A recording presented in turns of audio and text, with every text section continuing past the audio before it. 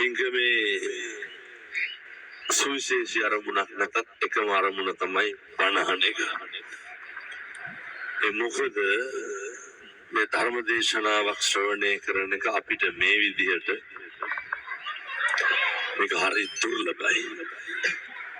මොකද මේ පින්නතුන් විදේශ රටක රැකියාව කරන්නේ ඒ වෙනද ඕන තරම් අර ගමේ පන්සලේ ඕන තරම් තිබ්බට මේක හරි විශිෂ්ටයි. මෙහෙම එකක් තියෙනකොට ඒකේ අගේ තේරෙයි. සහ මූලිකව කියන්නත් ඕන අර පහුගිය දවස්වල මොකක් හරි ලොකු ඉවෙන්ට් එකක් දුබායි වල තිබිලා තියෙනවා. ඉතින් ඒ සමහර වැරදි වැටහීම් වල ඉන්නවා. ධර්ම දේශනා පින්කම් නිසා ඒවට පිරිස සම්බන්ධ වෙලා නැත් මොකක් හරි ප්‍රසංගයක් හරි මොකක් හරි ඒසාර ඒව කඩා කප්පල් කරන්න මේ බණ සංවිධානය කරා කියලා ඒ සමහරු හිතාගෙන ඉන්නවා. ඉතින් ඒ කියන්නේ තරුණ මහත්තුරු ඒවට ගිහිල්ලා නැහැ බණ අහන්න ඇවිල්ලා තියෙන්නේ. අරගෙන පාඩුයි වගේ අදාව. නමුත් එහෙම එකක් නෑ. මේවා බොහොම කල් යොදාගෙන තිබ්බා. අපි ජුනි මාසේ මේකට දින වෙන් කරගත්තේ මායි අපේ ජනප්‍රියයි. ඒ බොහොම කාලයක් මාස 6-7කට විතර කලින් තමයි එහෙනම් මේ දවස් 4 වෙන් කරගමු කියලා. එහෙම නැත්තම් පින්නතුනි මේ මාස 4කට 5කට කලින් දින වෙන් කරගන්න එක ඒක නිකන් හීනයක් විතරයි. කෙසේ හෝ වේවා මම මේ බණ කියන්න කලින් කියලා දාන්න. මේ වගේ කටයුතු කරනකොට ඔහිත්‍රිති වීම ඇති වෙනවා. නොහොද නෝකාට මේ අන්තිමේකද අද කියලා යන්නේ කරහත් විදගෙන යනවා. වැඩේ පටන් ගන්න කලින්වත් අපි හඳුනන හිත්‍රිතිලා තියෙන ගොඩාක් අයගේ. ඔව් වහන්සේ කලින් ආවේ නැහැ කියලා. ඒකත් කියන්න ඕන. අනේක වාරයක් සමා වෙන්න ඕන. ඔය අටට තමයි පටන් ගන්න තිබ්බ. නමුත් එනගම පොඩි පොඩි බෙහෙත් ටිකක් කරගන්න ගියපු නිසා ඒක පරක්කු වුණා. මනහොත් එක සේලයින් බෝතලේ කඩලා පොන්න බැරිද කියලා. ඇයි අරගෙන ටිකක් පරක් වෙනවනේ. බටේ දිගේ එන්න බින්දුව. එතකොට පින්කම් කරනකොට කොහොමද නොහොද කාඩුකම් හිතබනාපකම්. එතකොට තව මොනවාද තියෙන්නේ ඔය මොනවාසේරම ඇති වෙනවා. ඒකසේ නමුත් අවසාන අරමුණ තමයි බණ කියන එක. අවසාන අරමුණ තමයි බණ අහන එක. එහෙම පින්කම් කරන එක පහසු කටයුත්තක් නෙමෙයි පින්නතුනේ. කිව්වට හාමුදුරු කෙනෙක් කියලා බණක් කියවනවා. ඒක එච්චර ඒක පහසු නෑ. මෙහෙම කියනකොට ඇත්ත හිතයි අර බොහන්සෙලා ගින්නන එකයි පහසු නැත්තේ කියලා නෑ. එහෙම එකකුත් නෑ. හොඳේ. මොනවාද දැන් අපි ගෙන්නනවා කියලා අමුතුවෙන් තියෙන්නේ. අර වෙන හඳුල්ලා දාන ටිකට් එකමයි ඒ අඳමයි ඒ දාණයමයි ඒ වාහනේමයි මේ ධර්මාසනේ මේ මයික්මයි මොකද වෙනස් වෙන්නේ. නමුත් මිනිස්සු තුල තියෙනවා මේ අමුතු හැඟීමක් අර වියදම් වෙනවා කියලා. මම දැක්කා දැන් ඔය ගාල්ල පැත්තේ බණක් තියෙනවා. ලක්ෂ 780ක් හරි 680ක් හරි ඇස්තනේ. ඒක දාලා තියෙන පිරිකරට 25000යි කියලා. මම බැලුවා මේ ලක්ෂ 6මාර අනිත් ඒවට පිරිකරට 25000යි. මම බැලුවා මොනකටද මේ තියෙන්නේ. මේ වීඩියෝ තිර කටවුට් 10 15 මෙච්චරයි 6 4 මෙච්චරයි වීඩියෝ කරන්නේ කැමරා කරන්නේ මුතුගුඩ හේවිසි තව නටන්නේ වුණා. මේ සේරම දානවා කායකොටද මම නටරානේ මම කරන්නේ වහන්සේගේ කායරුද ලංකාවේ නම් සාමාන්‍ය නටන්න ඉඩක් නැහැ කොහොමද. ඒකත් නටන්න ඉඩකුත් නැහැ. ඉතින් මේ ලක්ෂ 6මාර 7ක් යනවලු කත්නෝරු හඳුරු ගෙන්නනවා. ඒ වගේ අර ඉතින් මම මොනවා කරන්නද. ඒකද මිනිස්සු දහස් ගණනක් ආපුවා මේ මිනිස්සුන්ට බලන්න අනිවාර්යෙන් තිර 3-4ක් දාන්න ඕන. එතකොට එහෙම නැත්නම් මම කිසිම තැනක කියලා නැහැ බස් කණ්ඩායම් ගේන්න එහෙම කවදාවත් කියන්නේ. ඉතින් මම කියලා නැහැ ඒවා වීඩියෝ කරන්න පින්නතුනේ මමවත් මගේ ෆෝන් එකකින් හරි අඩුයි කොයි ඉතින් මම එකක්වත් ෆොටෝ එකක්වත් දෙවුවද නැහැ එහෙම එකක් මට නැහැ ඉතින් කෙසේ හෝ වේවා එහෙම භික්ෂුන් වහන්සේලා ගැන කිසිම හේතුවක් නැත මේ හාමුදුරු අරහාමුදුරු පීක් එකේ ඉන්න හාමුදුරු මේ අර හොඳ මහාමුදුරු ජනප්‍රිය හාමුදුරු එහෙම ලෙඩ නම් ඒවා මානසික රෝග හොඳ එහෙම එකක් තියෙනවා නම් ප්‍රතිකාර ගන්න පහසු තැනකින් එහෙම තියාගන්න එපා ප්‍රමුඛම කාරණය තමයි ඔය පන්සිල් ටික සමාදන් වෙන එකේ ඉඳන් ඔය දැන් අපි දැකලා තියෙනවානේ දැන් සමහර උදවියට වෙනතුනේ භික්ෂුන් වහන්සේ කෙරෙහි පැහැදෙන කාරණා බුදුහාමුදුරුවෝ දේශනා කරනවා එකක් තමයි ඔය උන්වහන්සේලාගේ රූප සම්පත්තියට පැහැදෙනවා අනිත් එක වාග් දේශනා විලාසයට පැහැදෙනවා අනිත් එක ප්‍රතිපත්ති වලට පැහැදෙනවා ඒ කියන්නේ හාමුදුරුවෝ මටත් කියනවා මේ සූරු වෙන මිලයිලු මම පොරවන්නේ පින්නතුනේ මේ මිනිස්සු පූජා කරන ඒවානේ මගේ ජීවිතේට මම සල්ලි දීලා සූරක් කරගෙන නැහැ සමහර විට අද දාන සෙරෙප්පු දෙක නෙමෙයි මට හෙට දාන්න වෙන්නේ. ඇයි? මෙතනින් බහිනකොට සෙරෙප්පු දෙකක් ගෙනල්ලා බලෙන් මේ දෙක දාගෙන යන්න කියනවා. එතකොට මොකක් කරන්නද කියලා තමයි මට අහන්න දෙන්නේ. එහෙම භික්ෂුන් වහන්සේලාගේ ප්‍රතිපත්ති වලට සමහරු කියනවා මේ හාමුදුරු සෙරෙප්පුවක් දාන්න හොඳට තට්ටේ. මෙතන මුඩකෝ මහණොන්න පත්ත ජීවර ධාරකෝ මාන. පාත්‍රාසිවුරු දරුවට මහණෙක් වෙන්න තට්ටේ බෑවට තට්ටේ නෙමෙයි මොකක්ද ඒකට කියන්නේ හිස මුඩු කරා. හිස මුඩු කරාට මහණෙක් වෙන්නේ නැහැ. මිනිස්සු කැමතිලු මේ ප්‍රතිපත්ති වලට ගරු කරනවා. හැබැයි හරි අඩුයි පැහැදෙනවා මොකේද? ධර්මයට පැහැදෙනවා හරි අඩුයි. මම කියන හොඳට මතක තියාගන්න. නමුත් මිනිස්සු අවසානයේ මේ පැහැදීමට අර සියල්ල අවශ්‍යයි. නමුත් ගන්න මොන දේ මොකද්ද? බුදුහාමුදුරු කියන්නේ වක්කලි හාමුදුරන්ට මේ අපි කියන්නේ එහෙම නෙමෙයි. වක්කලියාර හැම වෙලේම කරන්නේ බුදුහාමුදුරු යන තැන පස්සෙන් ගිහිල්ලා බලාගෙන ඉන්නවා. ඒ උන්වහන්සේගේ දේහ සම්පත්තිය, උන්වහන්සේගේ වාග් විලාසය, උන්වහන්සේගේ දේශනා විලාසය, උන්වහන්සේගේ ප්‍රතිපත්ති ඒවට ඇලෙනවා. පින්නතුනි මේ වාග් විලාසය ඉක්මනින් නැති වෙනවා, දේශනා විලාසය ඉක්මනින් නැති වෙනවා. ප්‍රතිපත්ති මිනිස්සුන්ගේ හිත වෙනස් වුනහම නැති වෙනවා. ඉතුරු වෙන්නේ මොකද? අල්ලගත්ත හරියට ධර්මයේ විතරයි. ඒ නිසා ඒ ධර්මයට පමණක් පැහැදෙන්න උත්සාහ කරන්න. එතකොට හරි පහසුයි. මේක අතරමැද පිදෙන්නේ නැතුව දිගටම යන්න. බුදුහාමුදුරු වක්කලි හාමුදුරුවන්ට දේශනා කළා. වක්කලි මේ මන් දිහා බලන්න එපා. මොකක්ද දිහාද බලන්න කියන්නේ? ඒ යමෙක් ධර්මයේ දකීද ඒ මා දකී බුදුරු එහෙමයි දේශනා කරන්නේ.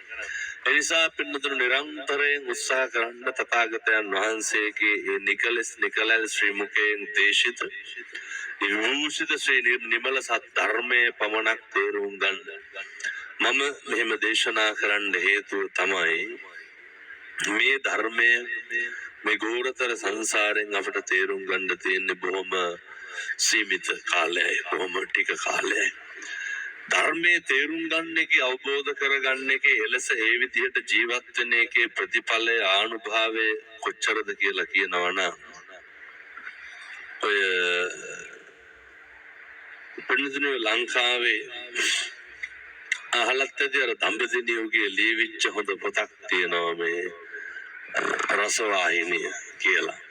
කාලපුත්‍ර රකිත හාමුදුරුවෝ ඇතුළු ඔය මහා ධම්ම රකිත හාරලා බණ කියනකොට පින්නතුනි එළි වෙනකන් උන්වහන්සේලා බණ කියනවා.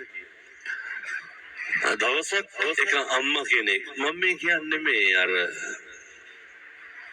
බණ අහනවා වගේ මේ විදිහට හැසිරෙන්න ඒකේ අර විශ්මිත ප්‍රතිඵල ජීවිතේ ලැබෙනවා. ගොඩක් දෙනෙක් මෙතන ඉන්නවද කවුරුත් ඕලෙවල් වලට බෝධි පූජාවක් නොතියපු කෙනෙක් මේ රටේ ඉන්න පන්රක් ගැට ගහපු නැති කෙනෙක් බලහට ඇති කිරිමුට්ටි 300ක් විතර ගිහිල්ලා උතුරන්න බලාගෙන ඔය කිරියම්ම ගානි ධම්ම පටන් ගන්නවා. මම ඒකට ගරහනවා දොස්පරස් කියනවා නෙමෙයි. නමුත් අර වීසා ලැබුණාම තමයි බෝධි පූජාව දෙන්නේ. එතකොට කියන්නේ එතකොට යන්න ටිකට් දාපුවම තමයි ඔය පණ්ඩුකට ගහන හරමේ කරන්නේ. නමුත් මේ ධර්මයේ තුල එහෙම එකක් කරන්න බෑ. ධර්මයේ තුල ඒ වගේ දේවල් ප්‍රායෝගික නෑ, ප්‍රායෝගිකයි. මේ තියර ගුරුට හොරා බෙහෙත් බොනවා අය කරන්න බෑනේ. මේ අවංක හැඟීමෙන් කරන්න ඕනේ. උන්වහන්සේලා ධර්මයේ දේශනා කරනකොට එක අම්මා කෙනෙක් එනවා පින්නතුනි මේ සෙනග වැඩි ඒ හින්දා මළුවේ කෙළවරින් ඉඳගෙන බණ අහනවා. පොඩි එකයි පොඩි උන් කොහොමද දඟලනවා. ඉතින් මේ අද නෙමෙයි දත් එහෙමයි පොඩි උන් මොකද එතෙන්ට ආවම පොඩි උන් මලගෙවල් මගුල් ගෙවල් වගේ ඒ කියන්නේ අවුලක මොකක් හරි එකක් වුණාම උට අවුරුදු වගේ නේ ඊට වඩා දෙයක් නෑ. පොඩි උන් හරි කැමති කට්ටිය එක්කවලා ඉන්න තැන්වල ඒ ළමා මනස හැටි. ඉතින් අම්මගේ පොඩි එකා සෙල්ලම් කර කර ඉන්නකොට අම්මා බලාගෙන ඉන්නකොට එන්නතේ තුඹහෙන් ආපු නාගේ පොඩි කාට දෂ්ට කරනවා. පොඩි කාට දෂ්ට කරනවා මේක අම්මා බලාගෙන ඉන්නවා.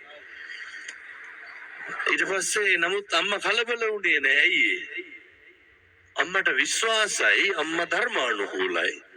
අම්මා කියනවා මම මේ අහන බණ සත්‍ය නම් මං එලෙස ජීවත් වෙනවා නම් ඒ තේන සත්‍යේන සුවත්‍යෝතු මේ ධර්මයේ සත්‍යක්‍රියාවක් කරනවා. ඒක විශ්වාසයි.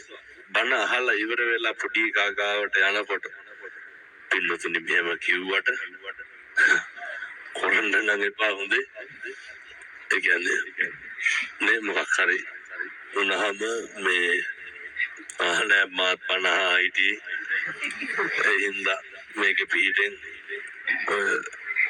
නෑ අපි ආමතුරු එක පැහැදිලි කරගමු මේ බණ අහන සහ පිළිපදින නේ. ඒකයි මම මේ කියන්නේ නේ අර කොච්චර අපේ ලංකාවේ මරුණාදනේ අර ඔය එක ආගම් වල විවිධ දේවල් වලට පැටලෙන්න ගිහිල්ලා ඒ මරණකම් එක කියා ඉන්නේ. ඒ නිසා මේ බණ ඇහුවට ඒකයි මම කිව්වේ අර ඒක කරනවා නම් අර බොක්කෙම්ම වගේ කරන්න ඕනේ නැත්තම් ඕක හරියන්නේ නැහැ. ඒක අපිට පින්නතුනේ ඒක සත්‍යක්‍රියාවක් කරන්න හැකියාවක් තියෙන්න ඕන. මම සීල සම්පන්න භාවයෙන් මගේ ගුණ සම්පන්න භාවයේ තියෙන්න ඕන. කෙසේ හෝ වේවා අර අම්මට කොච්චර මෙහෙම කියනකොට ඇත්තගේ හාමුදුරනේ අපිත් ඉතින් එහෙම කරන පාපයක් නැහැ කියලා. එහෙම දැනුවත් නම් කාටවත් වැරද්දක් කරන්නේ නැහැ. අපි අපේ පාඩුවේම ඉන්නේ. එවුන් තමයි නිදහසේ අපිට ඉන්න දෙන්නේ නැත්තේ කියලා. ඉතින් අමුතුත් ගුණ හරපෙන් අනිත් මිනිස්සුන්ට බයිනවා. ඒ කරලා කියනනේ අපි කාටවත් කරන වැරද්දක් නැහැ. අපෙන් වෙන දෝෂයක් නැහැ. ඒ අපෙන් වෙන්නේ නමුත් යනු ඒ ආදේශ සහගත සිත් නිරන්තරයෙන් ඇති වෙනවා. අර ධර්මදේශනාව අවසානයේ අර මෑණියන් වෙනදුනේ පොඩි කාතට අරගෙන සත්‍යක්‍රියාවේ ආනුභාවයේ කොච්චරද කියනවා නම් ඒ පොඩි කා සනීප වෙනවා වෙනදුනේ.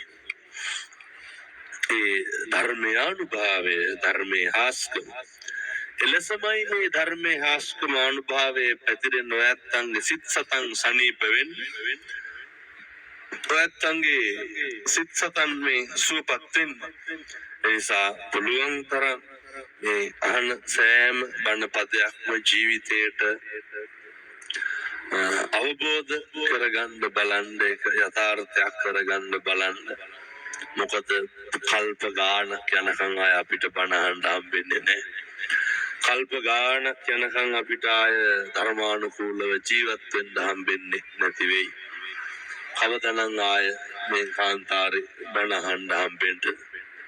මම මෙහෙම දේශනා කරන්න හේතුවක් තියෙනවා. මේ සියල්ල අවිනිශ්චිත තැන තියලා මේ සියල්ල මේ වගේ තැනක තියලා බණ කියන්න හේතුවක් තියෙනවා. මම නැවත හොඳටම දන්නවනේ රචින්තිතම්පි භවති චින්තිතම්පි විනස්සති. මේක නොදන්න කෙනෙක් නෑ අද වෙනකොට. වෙනදුනේ මේ විශ්මිත කාරණයක් මේක කොච්චර ශ්‍රේෂ්ඨද කියනවා නම් මේ ලෝකෙ හිතන දේ වෙන්නේ නෑනේ කවදාවත්. පුළුවන් ද හිතාගන්න වෙන්නේ මොකද්ද කියලා. මොකද මම මෙහෙම දේශනා කරන්නේ චීනේ වුහාන් ප්‍රදේශයේනේ පටන් ගත්තේ කොරෝනානේ වුහාන් වල. පින්නතුනි මෙහි ඉඩ කඩන් සේරම උකස් තියලා ණයට අරගෙන සමිති වලින් පොලියට අරගෙන ගියා ශිෂ්‍ය නම අඳුරන මෙන්න කොරෝනා දවස් දෙකයි ඊළඟ ෆ්ලයිට් එකේ ලංකාවට ලක්ෂ ගාණක් කෝටියකට ආසන්න මුදලක් ණය. මොකද කරන්නේ? මේ තුන් හිතකින්වත් හිතපු එකක් දුන්නේ. ඒ කියන්නේ මේ ලෝකේ කවදාව හිතන දේ වෙන්නේ වෙන දේ හිතා ගන්න බෑ.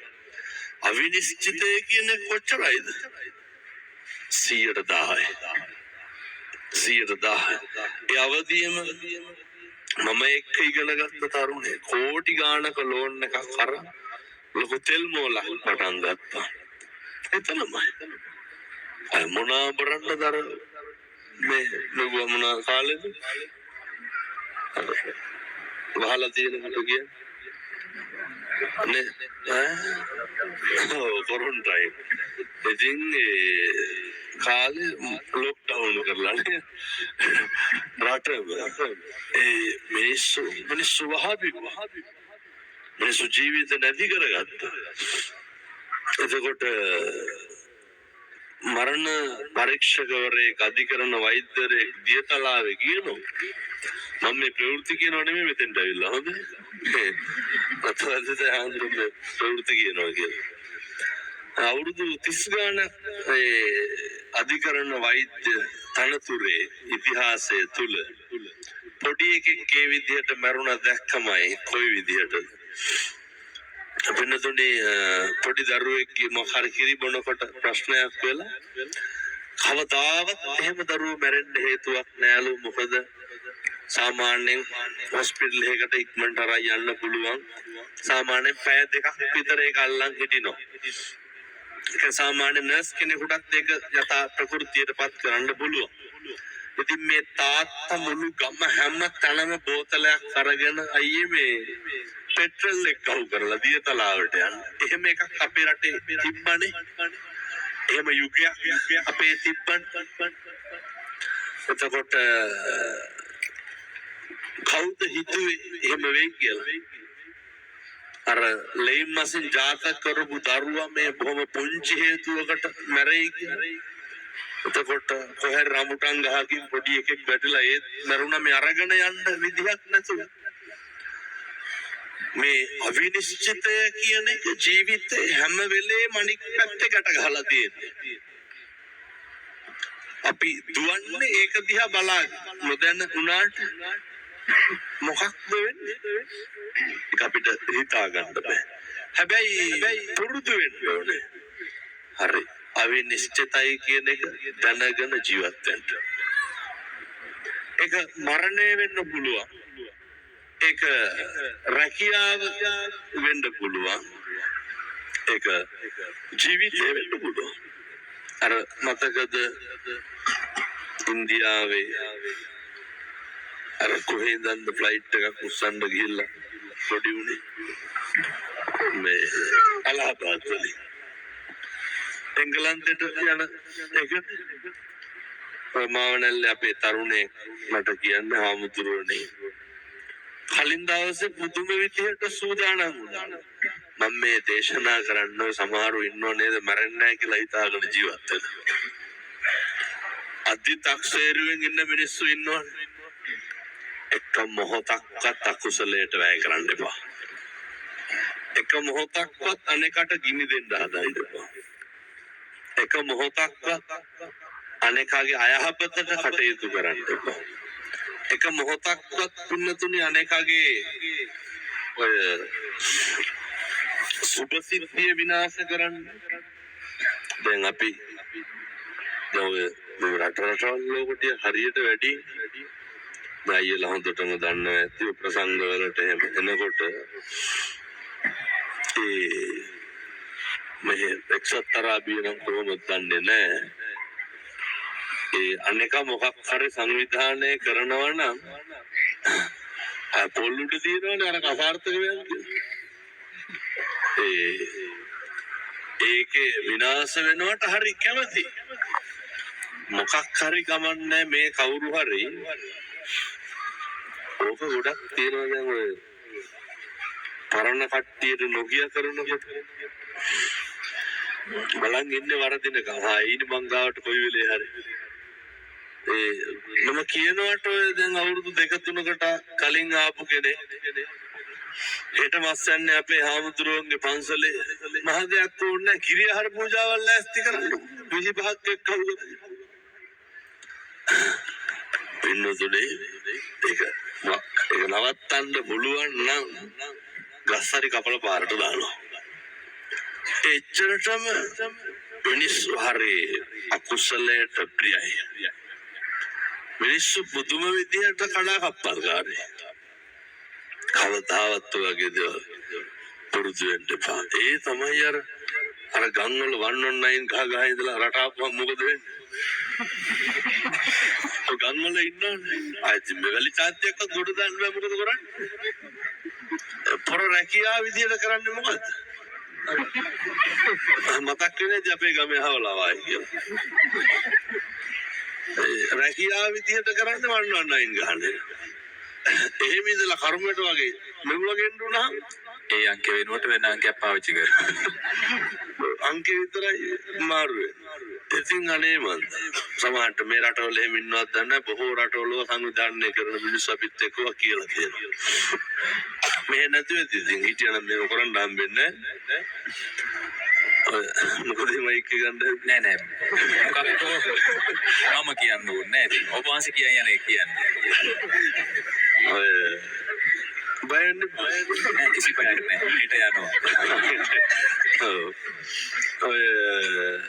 ඉතින් පින්නතුනේ මේවා හරි අර අකුසල් පිරෙන්න පුළුවන් මොකක් හරි දෙයක් වෙනකොට මම අර කී හිටියේ ඒ තරුණයා මට කියනවා හාමුදුරුවනේ අර මිනිස්සු කොච්චර බලාපොරොත්තු සහගතවද හැම එකක්ම කරන්නේ නරකත් එහෙමයි හොඳත් එහෙමයි හොඳ කොච්චර උමනාවෙන් දේවා කරන්නේ ඕන තරම් තියෙනවා පින්නතුනේ අර මතකද පහුගිය දවස්වල CCTV දර්ශනයක් තිබ්බා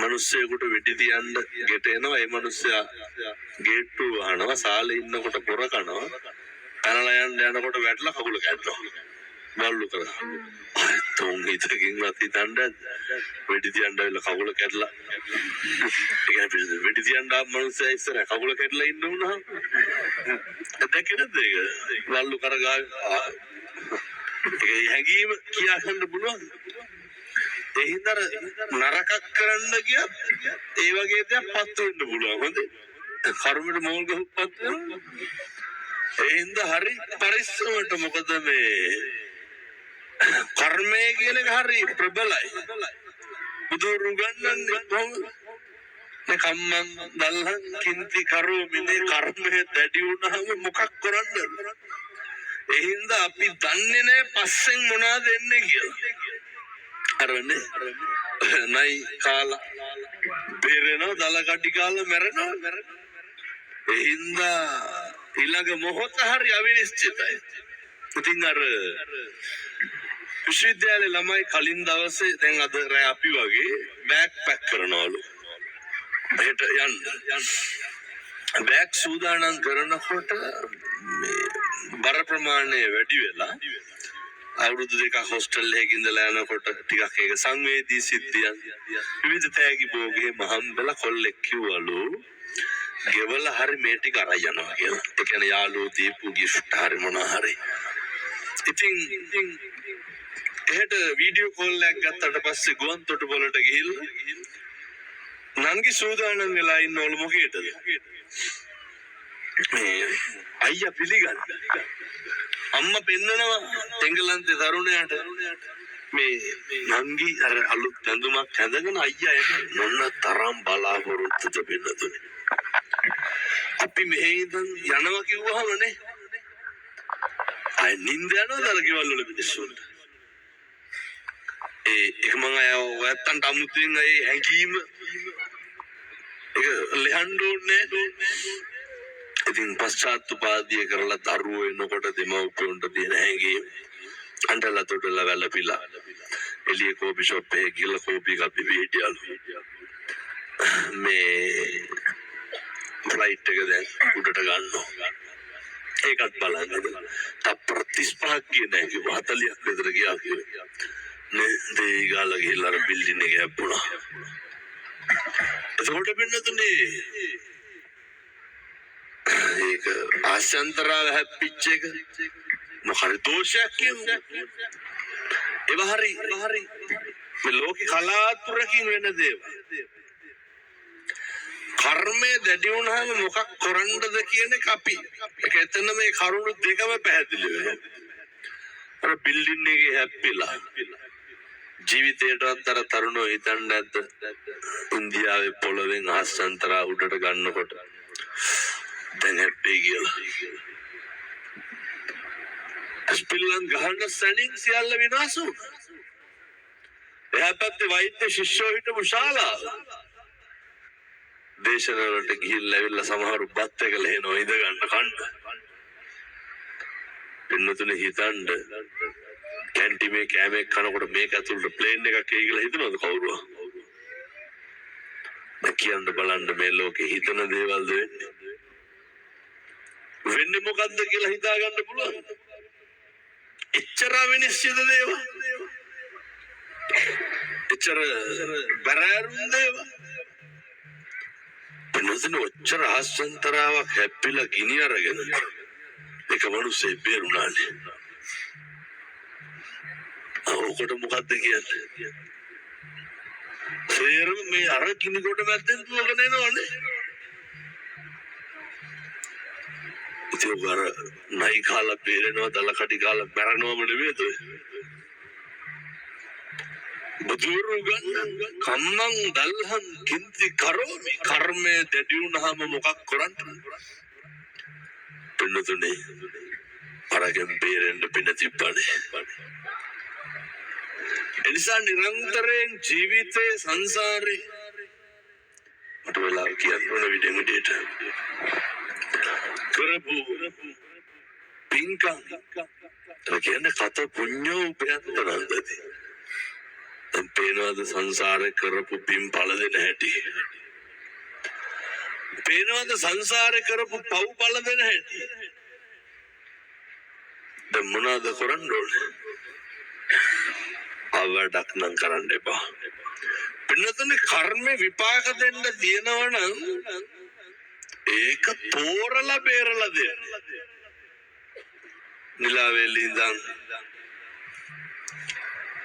ආවා අලුත්කමට අපේ මිත්‍රේ මෙවට ඉතින් කර්ම තමයි වෙන කියන්නේ මම මේ පැත්තන්ට මේක මම විශ්වාස මං හිතනවා හෙට ඉඳන්වත් මේවා පිළිගන්නේ විශ්වාස කරයි කියලා වෙනතර නිලාවේලි ඉඳන් අලුත්කමට ආවා යාළුවාට දැන් කෝල් එකක් දුන්නා ටවුමට එන්න පාන්දර 2යි ගෙදර යන්න ගේට්ටුව ඉස්සරහින් යාළුවා නවත්තලා යාළුවාට රුපියල් 1000ක් දෙන්න හදලා ඒකත් එපා කියලා වෙනතර යාළුවා ගේට්ටුව ඉස්සරහ මේ තරුණයා ගේට්ටුව අරගෙන මිදුලට ආවා